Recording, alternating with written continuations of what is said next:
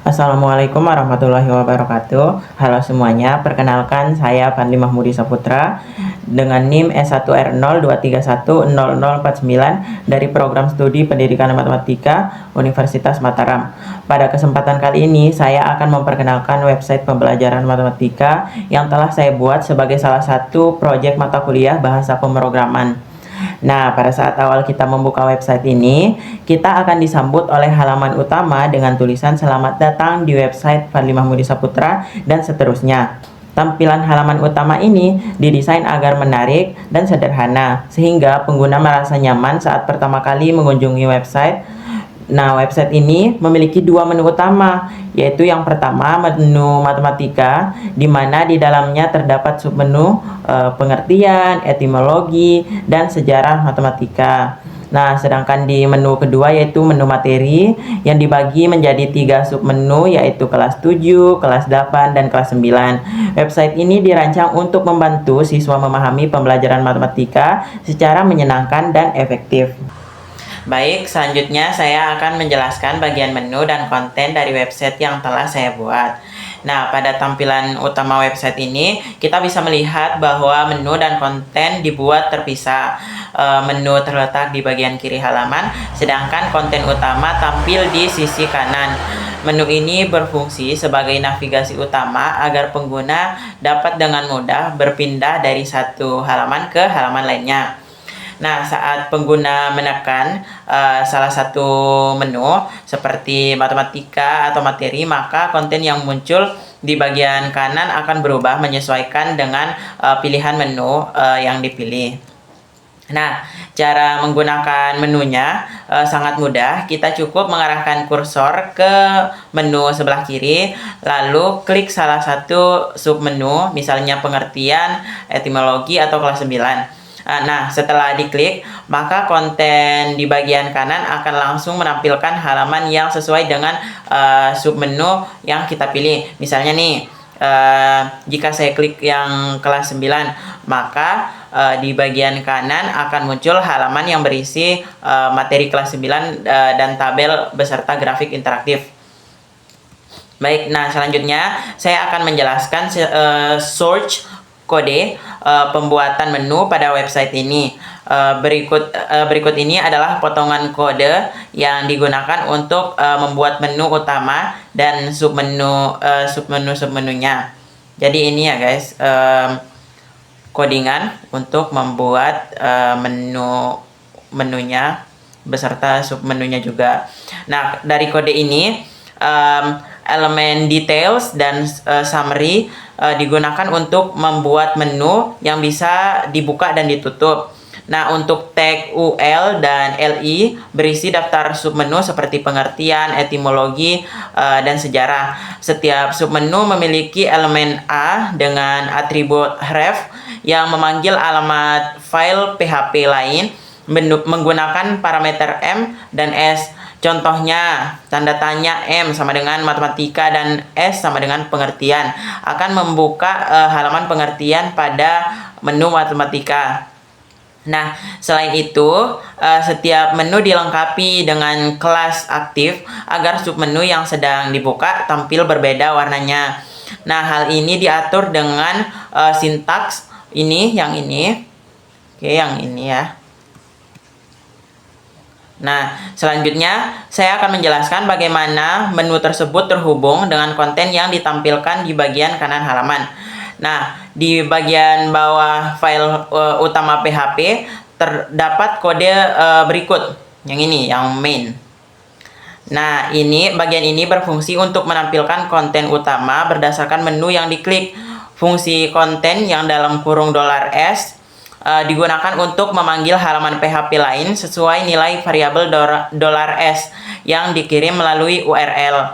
Nah, fungsinya didefinisikan di bagian atas file seperti berikut. Nih, jadi ini ya codingannya. Artinya, jika parameter $S sesuai dengan data yang ada di array RT, maka halaman yang sesuai akan dimasukkan di require ke dalam tag main. Namun, jika tidak ada, maka secara otomatis halaman welcome PHP akan ditampilkan. Nah, dengan cara ini, setiap kali kita mengklik salah satu submenu seperti kelas 7 PHP, kelas 8 PHP, atau kelas 9 PHP, kontennya akan langsung ditampilkan di dalam area main. Nah, tanpa harus memuat ulang seluruh halaman. Nah, selanjutnya saya akan menjelaskan bagaimana website ini memanggil data dari file JSON. Nah, data nilai siswa disimpan di dalam file bernama data.json. Untuk mengakses data tersebut, kita menggunakan file PHP bernama data.php yang berfungsi untuk penghubung antara file JSON dan halaman web. Nah, pada bagian awal file data.php ini terdapat kode sebagai berikut. Yang ini. Nah, kode ini memastikan bahwa file data JSON selalu ada. Jika belum ada, maka otomatis akan dibuat file baru dengan isi array kosong. Nah, kemudian data di dalam file JSON dibaca dan diubah menjadi bentuk array PHP menggunakan fungsi JSON garis bawah dekode buka kurung tutup kurung. Nah, setelah data dibaca dari file JSON, langkah berikutnya adalah menampilkannya dalam bentuk tabel dan grafik. Bagian ini bisa dilihat di dalam file kelas 9.php, tepatnya pada bagian script JavaScript. Yang ini codingannya. Fungsi ini menggunakan fake untuk memanggil data dari file PHP tadi. Hasilnya kemudian disimpan dalam variabel data JSON. Lalu fungsi random tabel buka kurung tutup kurung dipanggil untuk menampilkan datanya di tabel. Nah, bagian yang menampilkan data ke dalam tabel adalah sebagai berikut. Ini codingannya. Nah, setiap data JSON ditampilkan dalam baris tabel menggunakan perulangan for each. Nama siswa dan nilainya diambil dari data JSON dan ditambahkan tombol edit serta hapus untuk memodifikasi data.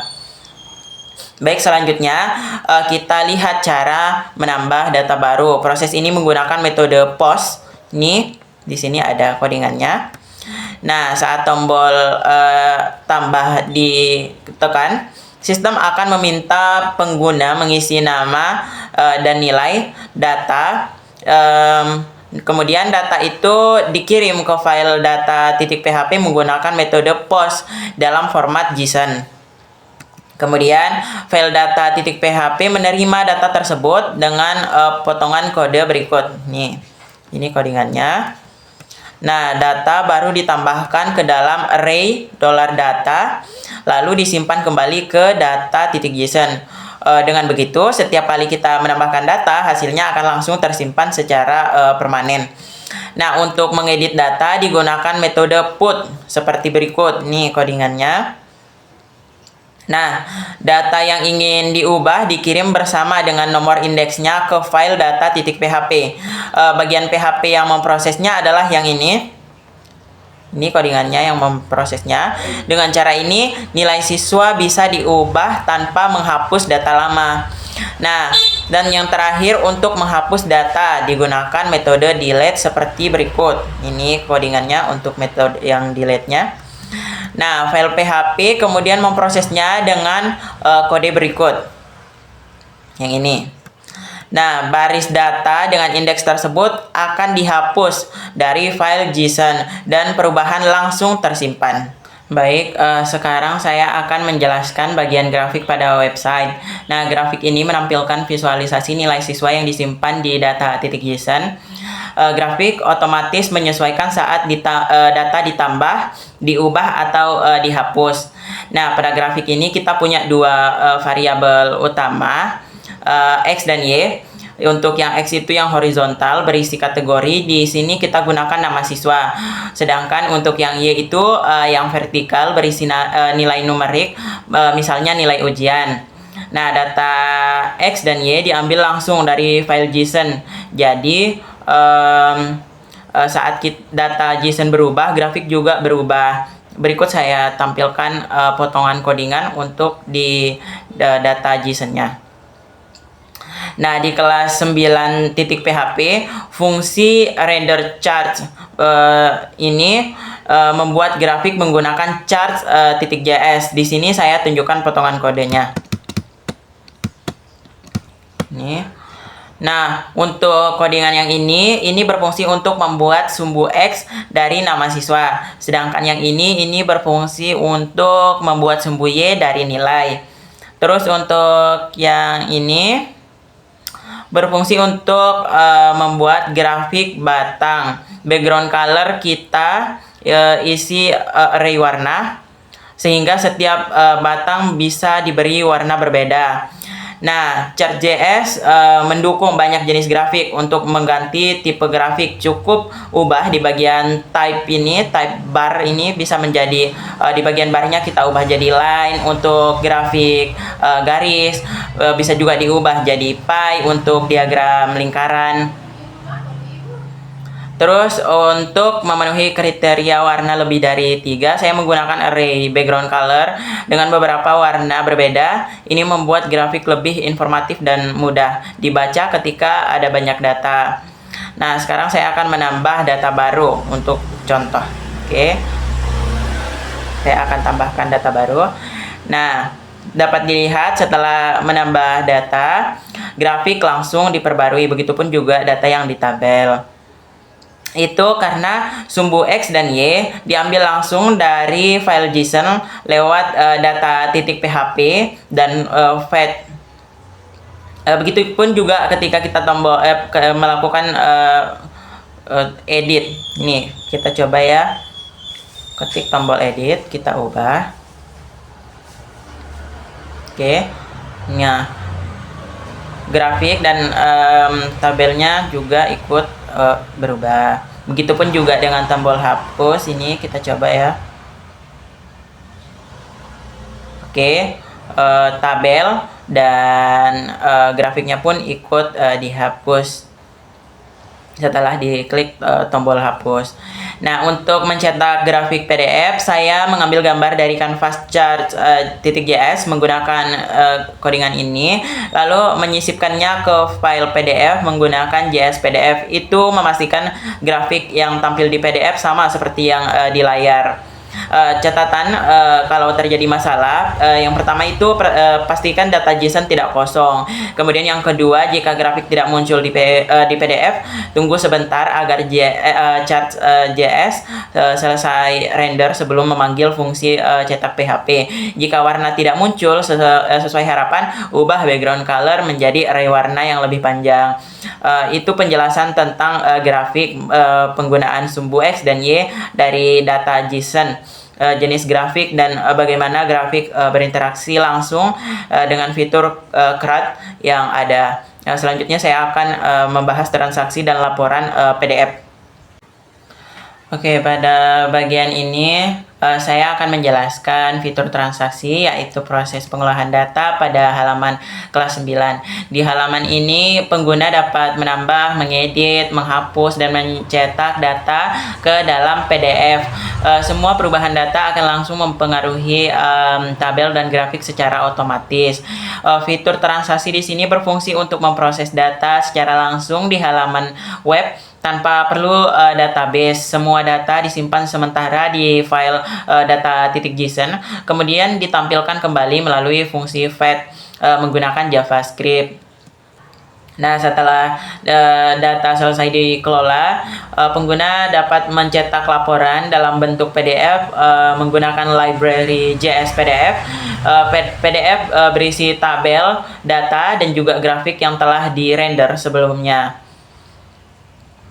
Semua fungsi transaksi saling terhubung. Saat data ditambah, diubah, atau dihapus, fungsi load data otomatis memuat ulang data dari JSON dan memperbarui grafik.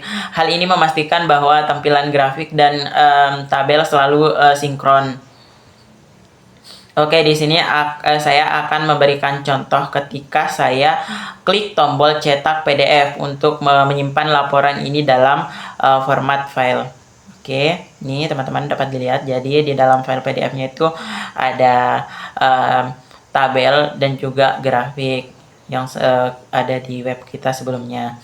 Jadi pada bagian transaksi ini, sistem sudah mendukung semua fitur CRUD dan cetak PDF yang terhubung langsung dengan grafik.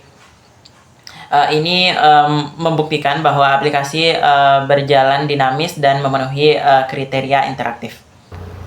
Baik, demikianlah penjelasan dari website pembelajaran matematika yang telah saya buat. Website ini memiliki struktur menu dan konten yang terpisah, dilengkapi dengan berbagai fitur interaktif seperti pengelolaan data menggunakan file JSON, tampilan grafik berbasis chart.js, serta fasilitas cetak PDF sebagai bentuk laporan. Melalui proyek ini, saya belajar bagaimana mengintegrasikan HTML, CSS, PHP, dan JavaScript menjadi satu sistem yang utuh yang tidak hanya menampilkan informasi tetapi juga dapat mengelola dan menampilkan data secara dinamis. Saya berharap website ini dapat menjadi contoh sederhana dari penerapan teknologi web dalam pembelajaran matematika, khususnya pada jenjang SMP. Terima kasih kepada dosen pengampu yang telah membimbing saya dan juga kepada semua pihak yang telah membantu dalam proses pembuatan video ini. Sekian dari saya, mohon maaf apabila ada kekurangan. Wassalamualaikum warahmatullahi wabarakatuh.